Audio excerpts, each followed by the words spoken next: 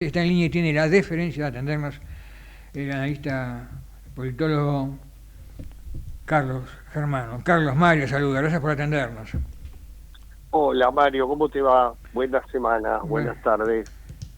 Carlos, gracias, a modo de títulos, porque eso de editorial es algo mucho más serio.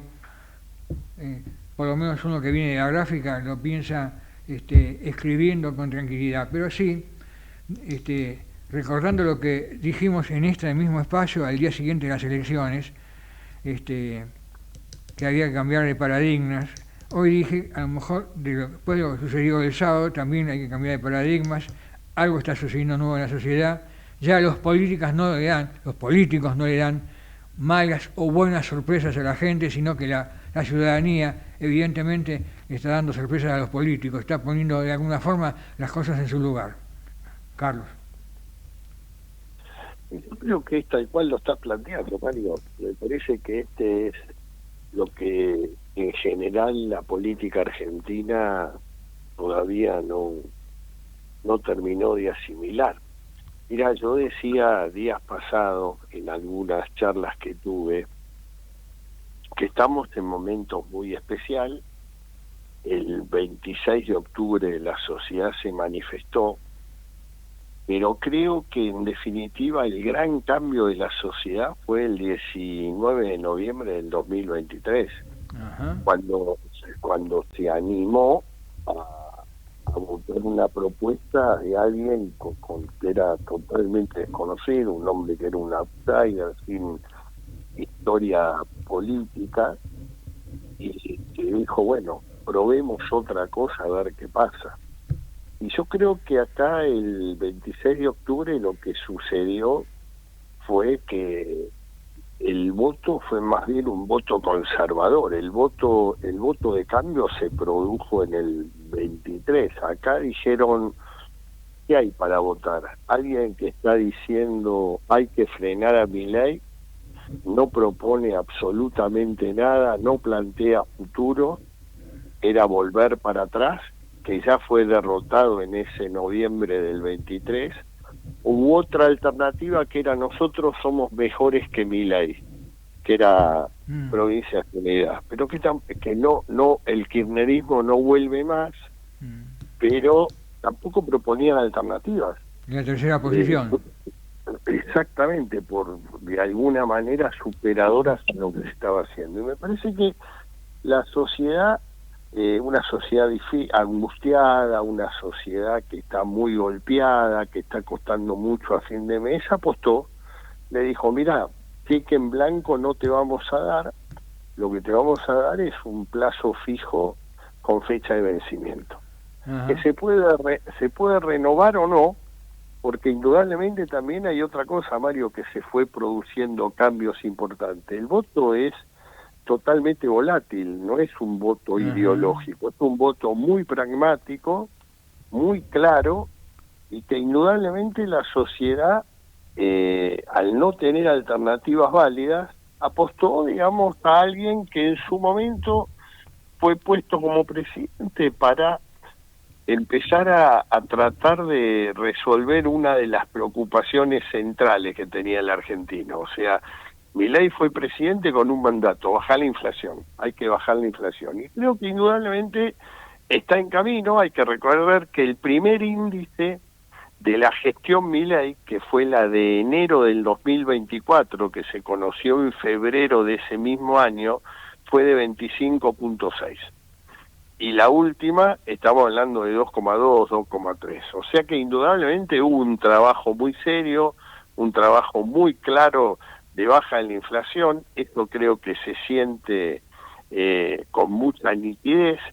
Y me parece que a partir de ahí tenés que entender eso, tenés que entender una sociedad que, que indudablemente no está pasando el mejor momento, donde todos de una u otra manera hemos perdido calidad de vida, pero que, digamos, las alternativas tienen más que ver con el pasado que con el futuro.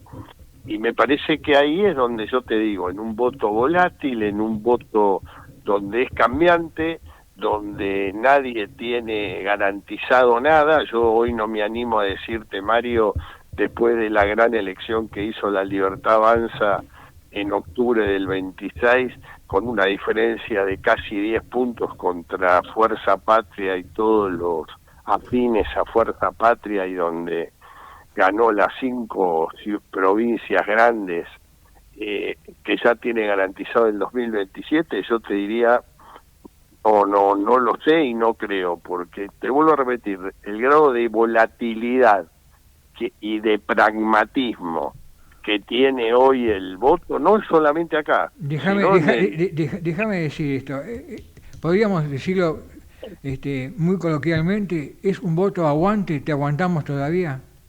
¿Hacemos el aguante?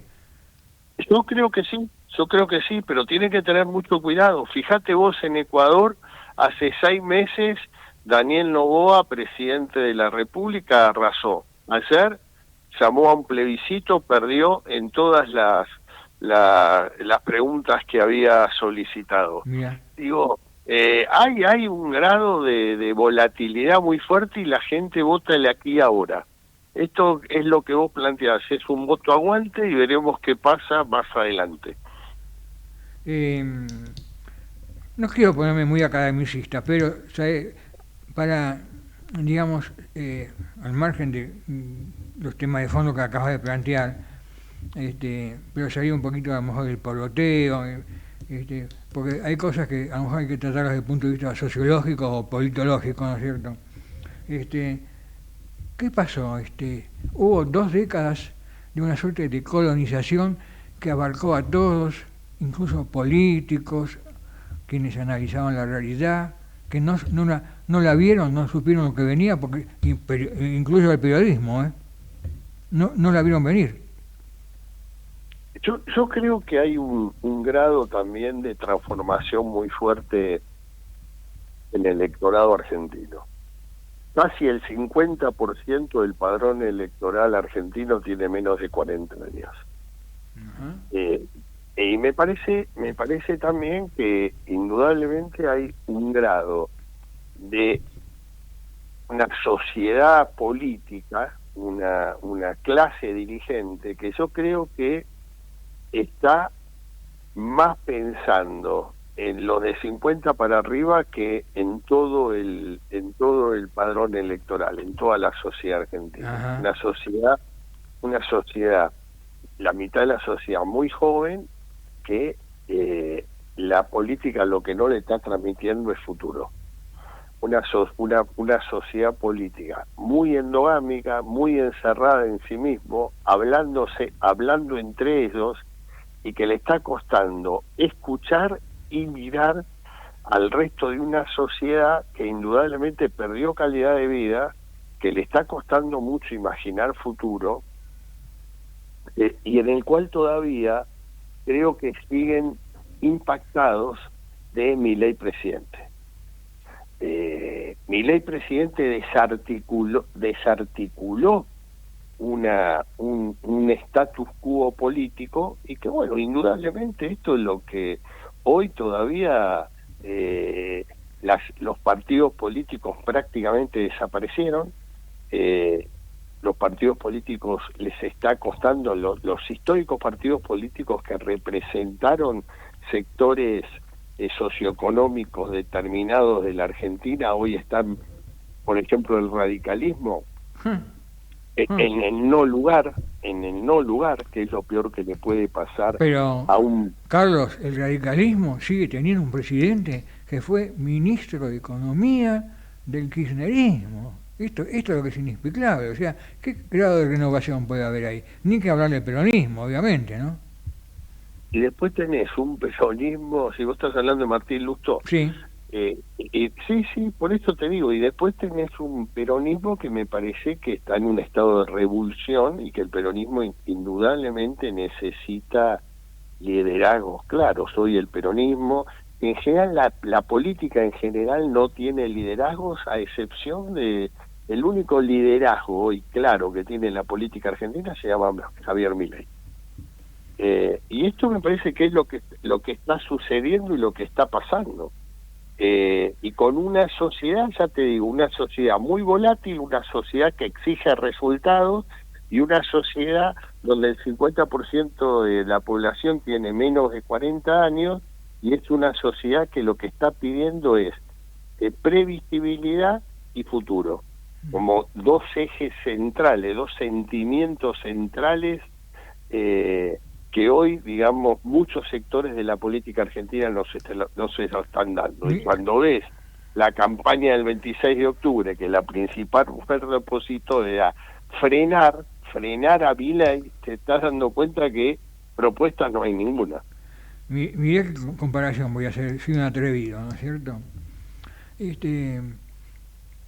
Recordemos que la gran reforma de Martín Lutero fue justamente objetar la intermediación de la Iglesia entre los cristianos y Dios, ¿no es cierto? Sí. Acá de alguna forma, recordemos algo, porque un grueso importante de votantes eran los sectores más postergados, pero que dependían de qué? De un intermediario, del puntero, del piquetero y del Estado, entre comillas, presente, la dádiva, el paternalismo. Y eso parece ser que eso se borró de un plumazo, eso también creo que puede influir, ¿no? Sí, yo creo que eso jugó también muy fuerte, desarticuló todo el sistema de movimientos sociales, digamos, lo dejó sin financiamiento y el financiamiento hacia los sectores postergados se incrementó y le llegó directamente a la tarjeta la tarjeta de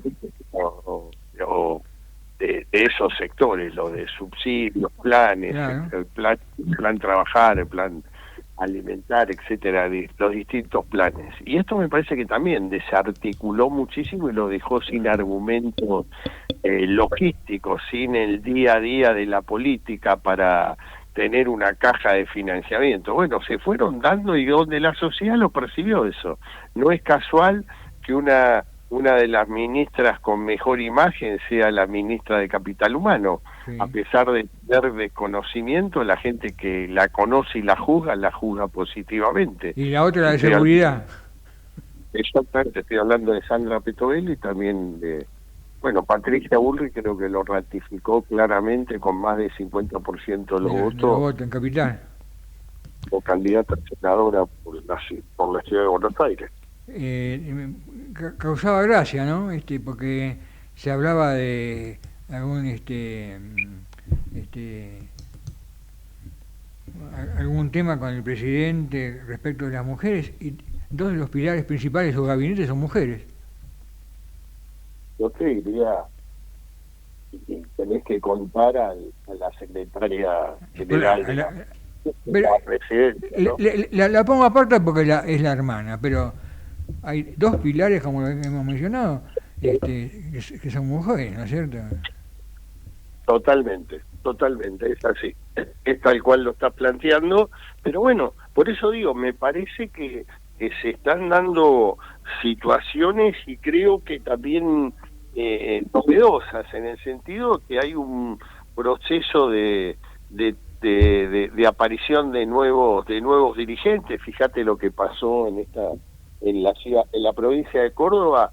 El que ganó las elecciones, el candidato a primer diputado nacional por Libertad Avanza era un hombre que tenía el 80% de desconocimiento y le ganó por más de 14 puntos al 3 veces gobernador de la provincia, Juan Schiaretti.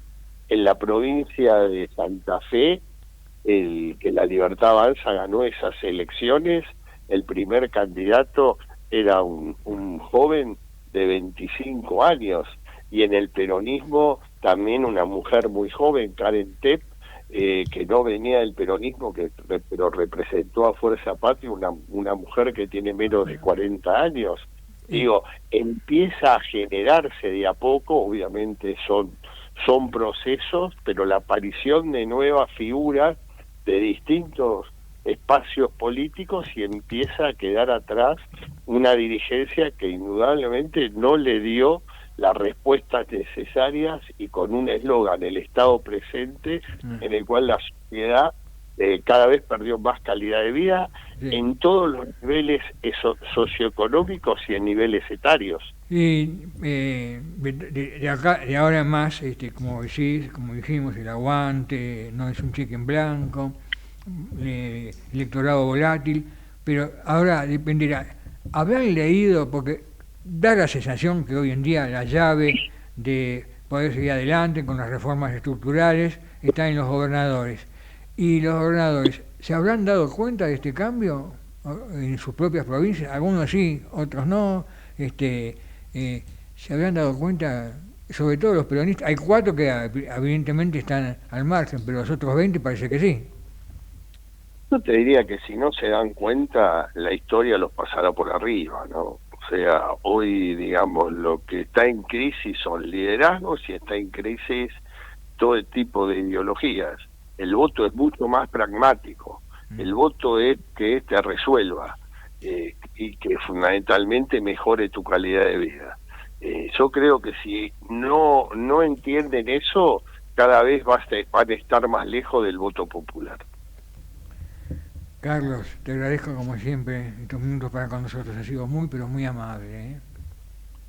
Abrazo grande, Mario. Buena semana. Igualmente, un gran abrazo. Ahí estaba el estimadísimo Carlos Germano, politólogo.